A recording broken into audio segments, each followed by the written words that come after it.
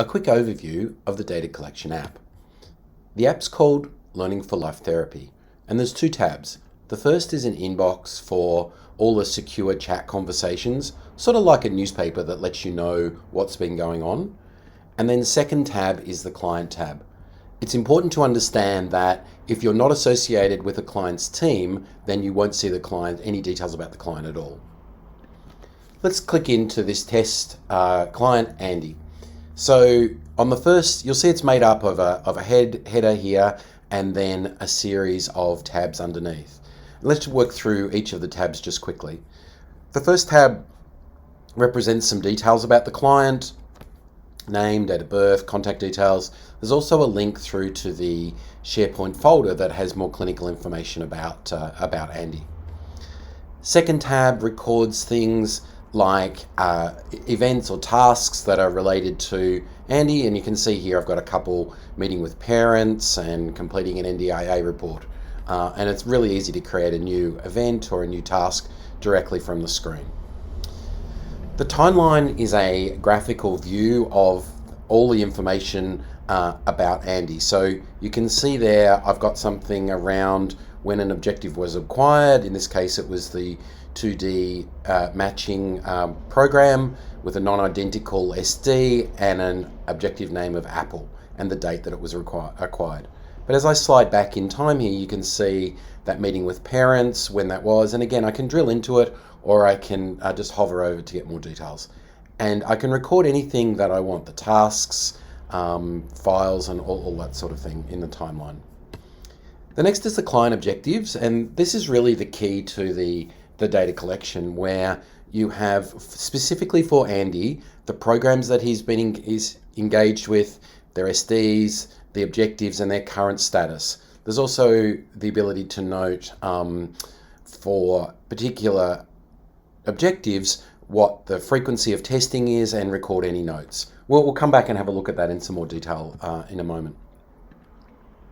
Reports is a way to summarize all the information and collect all the information around sessions and interactions that Andy's had over a particular period of time. So there's a wizard that will let you choose the dates and then look at the total sessions that Andy's done, the total hours, who the therapy assistant was, and Andy's progress in terms of the programs and objectives that he's working with.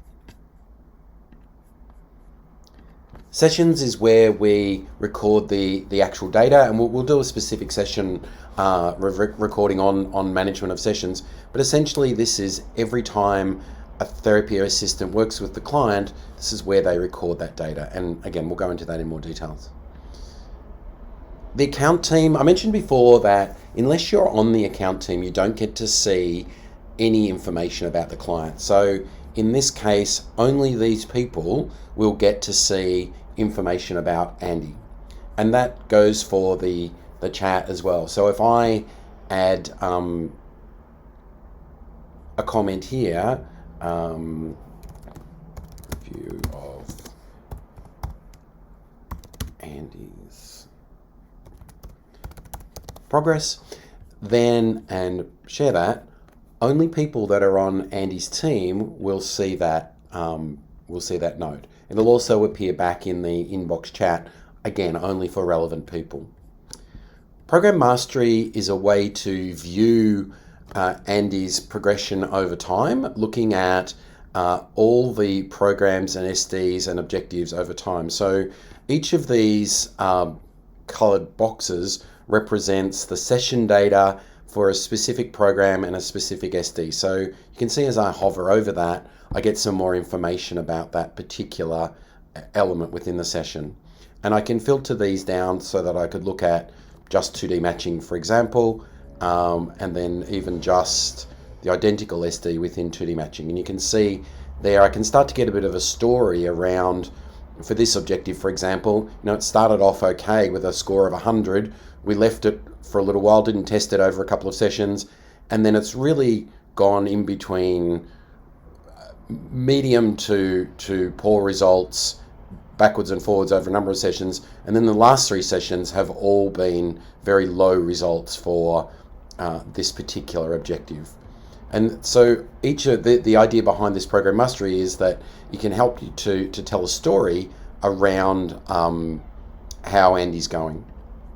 And you can see we can get quite a lot of data here and quite a lot of information. In this one, for example, the 2D matching non-identical, Andy's doing much better, but it's just starting to fade off towards the end. In fact, if you looked at this session 118, Andy did particularly poorly in all the results there. Again, the idea is to be able to visualize something that's got a lot of data. And then finally, the client tree. The client tree gives you an idea in terms of the 6,000 odd objectives within the programs and SDs. Where's Andy? What are you working on with Andy? So in this program, we can see the program 2D matching has two SDs, non-identical and identical, and then within identical there's two client objectives, and within identical there's one client objective that are specifically for Andy. So that was just a quick run through the tabs. We'll record another couple of sessions on adding client objectives and recording session data.